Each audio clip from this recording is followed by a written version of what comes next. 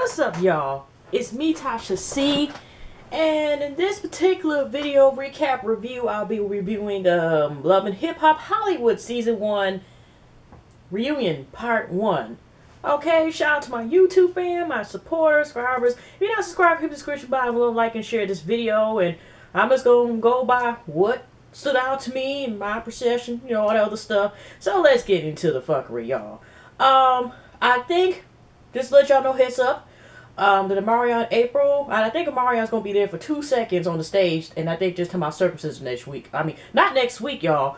Tune in tomorrow night, Tuesday, 8 p.m., VH1. I thought it was going to be next week, and Love and Hip Hop New York Season 5 will be back on, which I'll be trying to review that as well. We'll be there. But April and him were just, April and Omarion were just chilling on the couch and shit. So anyways, y'all, I don't think I'm going to do this to review the season finale. Y'all been watching me all season. I kind of came back. If I feel like in halftime, I may just do a quick recap of the finale, even though it wasn't too much there. So let's get this thing started. So the first issue is, as we see, Ray J is back with Princess, okay? Or, to some folks, maybe Poison Ivy. I don't know. But to make a little short, you see at the end, they kind of go recap about Tierra, feelings for Ray J, and Ray J with the famous box, the party, everything else. And at the end, how towards the end of the season finale that was there last week, they got back together for 2 seconds. And Ray J kind of apologized that he admitted that, he was lying and saying that Tierra Reid was just like on and off your friends with business, or, flip-flop pussy per year, or whatever the hell he was trying to call her. So he ends up admitting that it wasn't just like some type of on and off again fling stuff. It was a relationship on and off again for 8 years. I don't know. It just seemed kind of interesting that Mona was back there. I don't know if she came back because of all the, shenanigans of ATL's reunion and how that stuff went down. And I guess now they're really trying to make sure no fights actually occur, due to, I don't know. It just seemed like,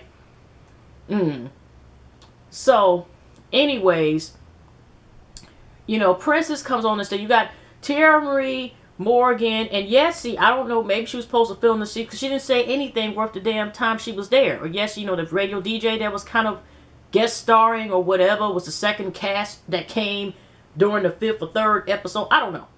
So, after, Princess comes on the stage, Princess just like this, you fake ass bitch or fake asshole or something. I don't know if she was talking to Tierra, Morgan, or both. And, Morgan was just like, well, you obviously are talking about yourself or something on them comments. You got the audience. We don't know if that's really just the response or the big ass light in the corner that say ooh or something, or act surprised or say damn or whatever, like, ooh, whatever. So, Ray J, I think, and then they let Princess talk. And basically, they're on terms now that they broke up for 2 weeks. And now they're back together, stronger than ever. She loves him unconditionally. She's always going to be faithful and blah, blah, blah, and everything else, right? And, on and off again, you can see, like, Ray J was, like, lean on her, on her bosom and every damn thing else. Like, they're just stronger than ever. And you could see, at least to me, y'all, that you could tell Jeremy felt a little agitated because here she's thinking he will always come back. And, some people do go on and off again. And so there's a chance. There's a chance it might work out.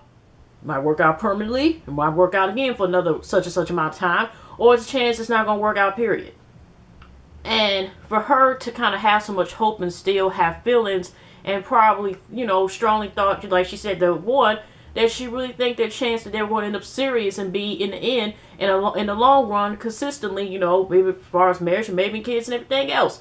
But to go through all that, and he still goes back after giving, like I said, Princess, if y'all remember Purple Rain, telling what's her name, to go into the water in Lake Return. What was that damn name of that water, whatever, that, what's her name, dive into, with the chick, I'm sorry, the Vantage 6, or Poland 6, or Apollonia 6, or whatever, and she dived in the water. That's pretty much what he did, Ray did to her ass, okay, but he manually did it. So, you know, Tara Reid, they were just going about the stuff. They were talking about the bags and all this stuff and everything. And they were talking about the trending topic about what was in the bag. You know, we're talking about, of course, Monistat 7 and everything else.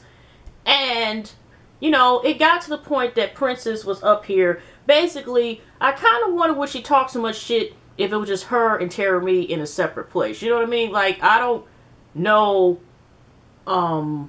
you know how certain environments cause you to talk more. And so, you know, you were getting it in. Even Tara Reid, you know, Tara was like, there was something special. But she's like, I was, you know, here go Princess. Obviously, it was something special. We're back together and blah, blah, blah. And, you know, stuff like that. But your arm back, we got to the point where it actually gets tensions between your Princess. And Ray J was kind of like sliding to make sure, because Tiara got up. I don't know if she took off a shoe. I don't know if she take off her iPhone. I don't know if it was razors in the goddamn hair. I don't know. But something was in her hand by the time commercial break, because Tiara was ready to rumble. I think she got up before Princess did and was letting her know, you know, you don't want to fuck with me. Okay? I will let you know, that you know I'm from Detroit. Okay, that I just that I know I don't condone really violence, but that would have been interesting if the security didn't get her in time. Tara Reid might have, you know, been able. We will see what the ladies would have done. So they, you know, eventually it calms down, and you know, cause Mona has got security around here because she don't trust that she's not going to get up.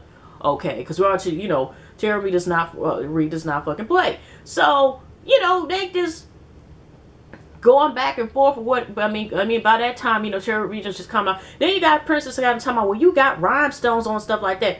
What the fuck's wrong with custom jewelry? I'm just saying, what was the point of actually saying that? You know, whatever. Then you got the thing about, you know, how Princess like realized how Morgan was they were coming up to the thing that Tara Reid was also later on was saying, you know, was brought up that Ray just trying to claim that, you know, Tara Reid did tell her that Morgan said that. Now on camera, she gave some hints and some riddles and, you know, some clues and stuff like that, whatever.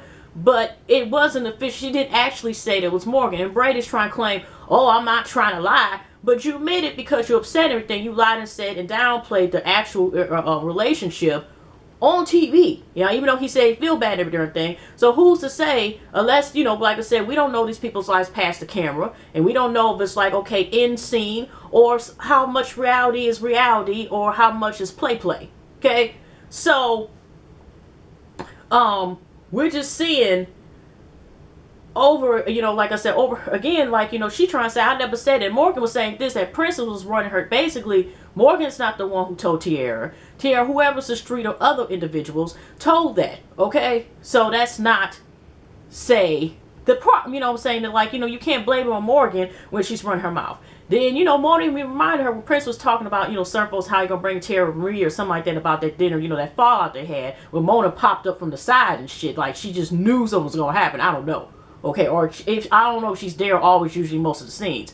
Or it could be, y'all, because of how ATL ended last season and all that stuff. Maybe Mona wasn't always on the scene, because you always see security guards, but this is my first time seeing her pop up. Maybe she's doing that, you know, for possible liability, you know, of trying to make sure that she's trying to not have certain shit happen. So, you know, you can't say that, like, she's trying to set up fights, you know what I mean? Like, and possible lawsuits, like, she really is trying to film, but she ain't trying to film some boxing matches. Maybe that's it. Okay, so, like I said, Ray J and Princess are stronger and stuff like that, whatever. And that's kind of how it ended. But like I said, Mona and I think, no, not Mona, Mona Jr., that's what I meant to say. Miss Mini Mona, Morgan's ass, which I still question and wonder if they are related. You know, like I said, they argue for a second and it fades. And then, of course, the main other issue, you know, we got the Hazel E situation, Young Bird. Then we go to the Triangle, Orangutan, Oregon. I mean, what you Romulus? What the Triangle, Square? Is it a square or a triangle?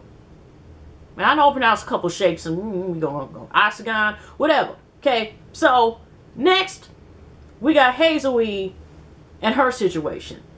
But I'm kind of wondering, y'all, I'm getting admitted, like, Nikki was kind of spilling some beans somewhat that kind of I don't know, maybe she was talking in code, but she could have been kind of saying, like, the possibility is they may be doing this for play, like, Tara Reid and Hazel E are actually cool beyond what we see on the screen. Is that what she was saying, y'all?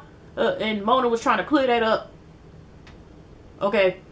So, actually, we're talking about the Yung Berg situation and how Hazel E feels, you know, you got the fraud. And then she was like, hey, you know, she on and off again, I mean, it was sexual chemistry, but Yung Berg has felt like, you know, they were more, you know, they at least were good friends and stuff like that, okay? We got Yung Berg, of course, laughing about some of the stuff, you know, the fight when he was pulling, you know, knocking everything down, the purse and all this other stuff.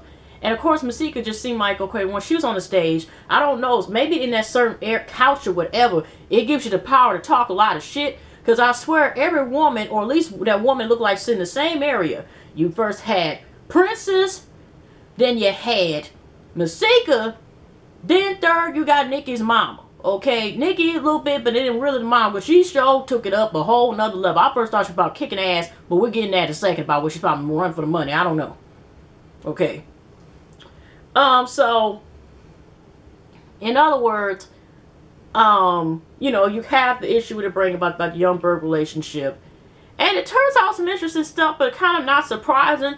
So Masika, I think, or Yung Berg, no, Yung Berg at that time was kind of like, well, she was talking about being down or whatever, you know, for him. And he let it be known, which, you know, like, well, you fucked Ray J and this person and this person. And yet, so even Ray J had that look on his face like, well, yeah, it did happen once. He was just like, yeah, it happened once. But Hazel E already let Tara Reid know that they slept together, I guess, back in the day or something before they got to one of their early breaks. And, you know, so it's not something that Tara Reid did not know. Then you got Morris Day. Oops, my bad. Sincere up there could get his 5 seconds in and shit. And talk about the serious or lack of serious shit in the relationship between Hazel E and Yung Berg. And he's basically saying like there never really was a relationship. Then he started getting concerned when Hazel E and him, Yung Berg, I guess, you know, more in the studio, spend more time together. He was concerned. But his level of concern was not because of you know, concern like maybe person. He's like this. Basically, we got build a bad bitch factories all across Hollywood, and they make new bad bitches 21 years old every day. So he felt kind of offended, basically, Yung Berg possibly getting a serious relationship with one about why fucking with Hazel E when she can get AARP benefits, as far as what Sincere was trying to say and shit, right? And even Hazel E was like, I'm only 4 years older than him, which is true. Our Wikipedia, Yung Berg is only 4 years younger. I thought she was 34. Or, I mean, is she 34 or 32? Same as whatever. But based on what we were saying, I mean, see, it's like she's not that much way older than him the way Sincere is talking. But Sincere has a lovely way of talking to females, okay? The only one he didn't seem to offend that he kind of was only talking to, I remember, is Nikki. Wasn't that right? The only main one he was talking to? Okay. So, you know, even Mona was saying, like, ho, bruh. Okay, Hazel is a beautiful woman, you know, whatever. So, why is you know, basically, she just felt kind of like that was kind of like being insulted of, like, talking about Hazel, whatever. And I think after 2 seconds, after I blinked my eyes twice, he disappeared off the stage. Him and his, Under the Cherry Moon, hat. I might play some Morris Day in the time, you know. He kind of just makes me want to get in the mood and listen to that. I would the song, you know, actually half-ass sing it, but copyright. But so you got that going on. So then we all about the fake fraud fake, you know, the ID and password don't work type of people, you know, who don't have her back. So Hazel E is actually on the same side as Tara Reid, but they have, I think Morgan's still there, and Nikki by that time is on the same side. So by this time, Masika and Yung Berg are on the thing. You know, and I just know Masika, like I said, it was like the power on the left couch. Kind of like, I don't know, maybe they had a special candle or lit some certain instinct that gets you hype as hell. Even if you want to talk shit, but somehow you just want to talk shit. So, we talk about the fraud of Masika thing. Masika's basically like, you never was my friend, that type of shit. Then you got where even the Tara Reid thing that she felt like, Jeremy didn't have that back about the Young Berg thing. You know, they're going down that Maryland thing as well. But for 2 seconds, you could see, like, there's still possibility that Tara Marie and Hazel E, if they have not already reconciled, there's a strong chance, and I hope they do, you know, get back together as being, you know, BFFs forever. Okay. Okay, so, I was really supposed to say just BF and or say forever, so not, my bad, y'all. So, anyways, for 1 second, when they were talking about, you know, at least here, you can't say, because then we were talking about dick size, because Hazel E, you know, when they talking, of course, they're going back and forth, blah, blah, blah. Hazel E gets up and takes off. I think she had like a biker jacket on top of her dress and was ready, you know, to come in turns, like, you want to do something. Of course, Masika's still talking stuff, and she said, you know, if I wanted to do something, I could have done something. But we did see last week that, honestly, Masika was leaving the bar area, and she could have went up the stairs. It was a space and opportunity. I'm just saying, okay? So, we got this arc back and forth. And then, of course, Hazel E. Now, I seen Young Berg's dick pics on the internet.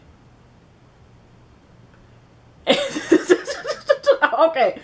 And so she's talking about his dick size or whatever. But that's what I'm saying is I've seen it for myself. You know how some women are once they break up the dude, the dick is small as hell, regardless if it's goddamn 12 inches. Somehow, some women, they'll sit here and say, and just take off like half his damn dick size just to sit here and that's the way get back at his ass. Okay, he was my shit, his dick is small. He didn't know what the fuck doing, but you was with him for about 25 years.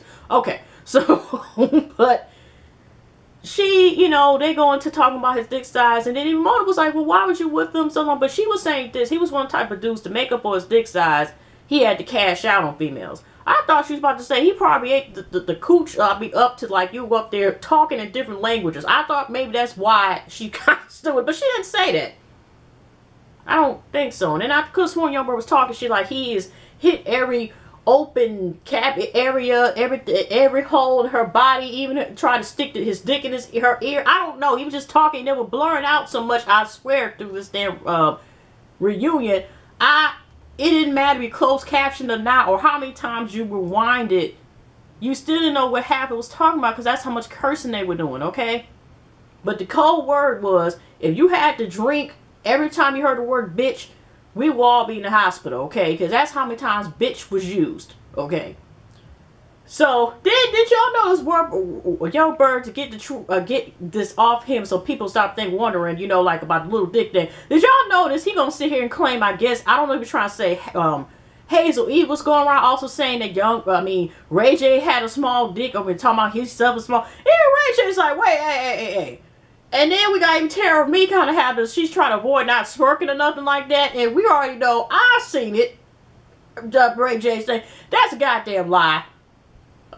Young Berg, don't be sitting here. He could have just left that shit alone and said, oh, you just talking shit just because I didn't want your ass, blah, blah, blah. Why is he trying to shift it and try to lie?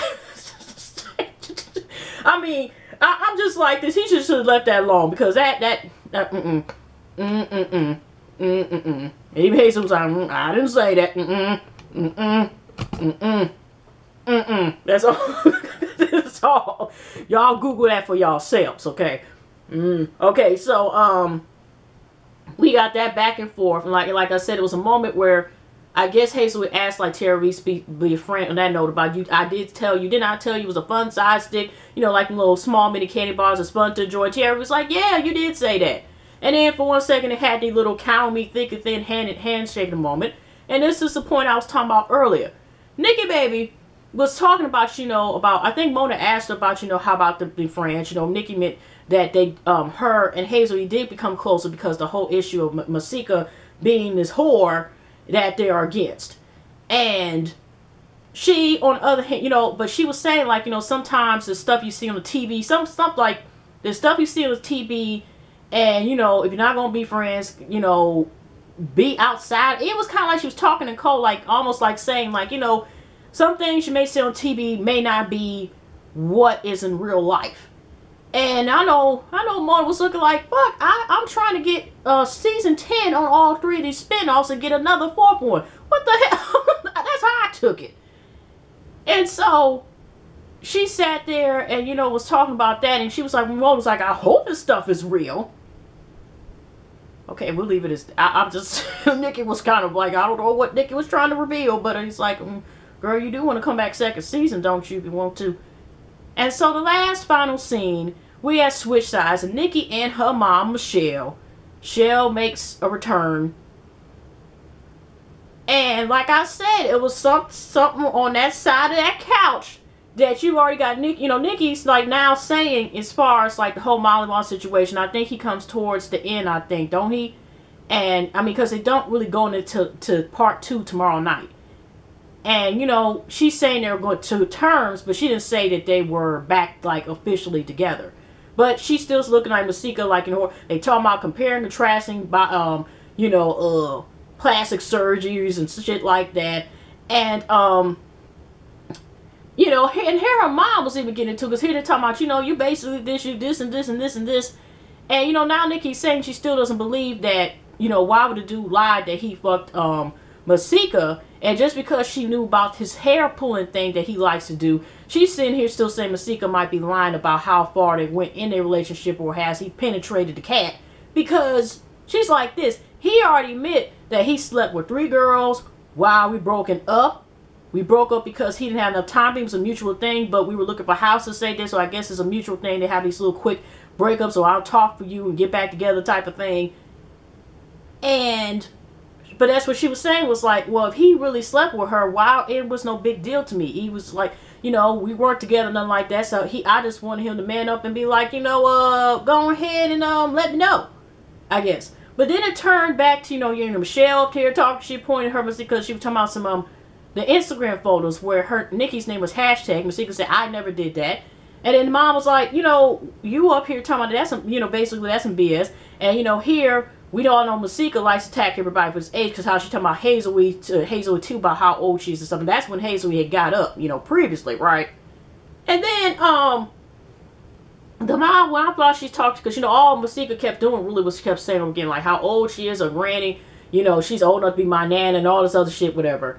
I don't think she crossed the line, honestly, called her a bitch or nothing like that. But they showed it, because like I said, Nikki's mom, you know, Nikki of course had to do turn around, like I said, to compare, you know, surgeries, all this other shit, whatever, and basically how much Masika horror is and just the porn stuff. Because I think even on the other side, Nikki was talking shit, but I mean, she really, when she had her mom on the side, her mom was like, you know, I'll give you a run for money. I'm thinking like she was going to say like, you know, like I said, throw fish. She talking about taking clothes off and comparing who Hugh Hefner with shoes and all this other stuff. I don't know. It was just too much going on that day. Like, that's pretty much how it ended, I think. You know, it was just the same argument over and over again. And, you know, I do notice that Nikki likes to wear a lot of the mesh, like, fishnet type of clothes and stuff. And then it was just, the main color at least 3 of those ladies had wore was black. Okay. That's all I know. And yeah, that's all I honestly had set up the thing and whatever. You know, it was possibly, like I said, it was at least going to be a fight between Hazel and Masika. Tara Marie, oh Lord, was about to get into Princess's ass, whatever. And I told you, and I did see, you know, Ray J sitting there, you know, leaning on Princess again, like they're watching a movie on movie night at home on the couch. So that's all I got, y'all. All right, now y'all have pleasant night, pleasant week, a lovely weekend, lovely day, whatever. And I'll see y'all in the next video. Y'all take care.